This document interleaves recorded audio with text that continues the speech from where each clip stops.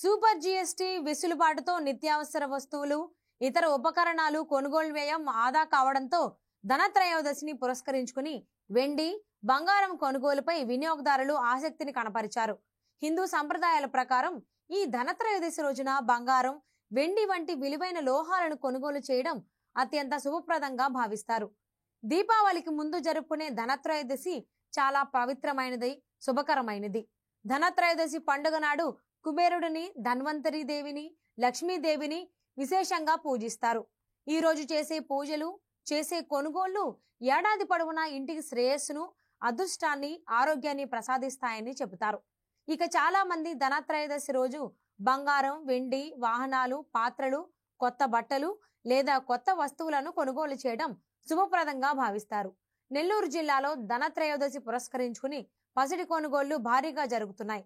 దీనిపై మరింత సమాచారం మా ప్రతినిధి శ్రీధర్ అందిస్తారు. దేశవ్యాప్తంగా ఆనందోత్సాహాలతో జరుపుకునే దీపావళి పండుగకు రంగం సిద్ధమైంది.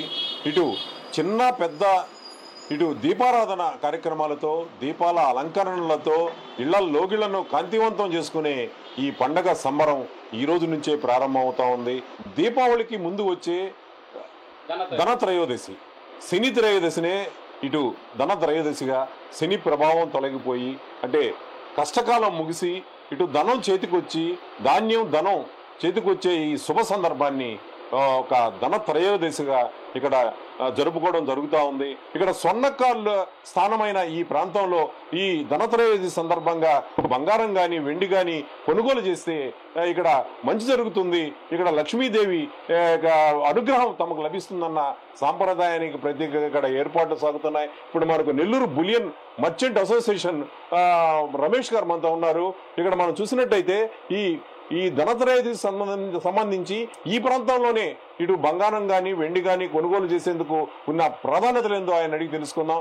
ఇక్కడ చెప్పండి, ఇక్కడ మనం ఈ ప్రాంతంలో దాదాపుగా 4 దశాబ్దాల నుంచి కూడా ఇటు ధనత్రయోదశి సందర్భంగా అందరూ కూడా ఒక గ్రామైన వెండి, బంగారం కొనుగోలు చేసి ఈ ప్రాంతంలోనే కొనుగోలు చేసేందుకు ఉన్న ప్రాధాన్యత ఏమిటి?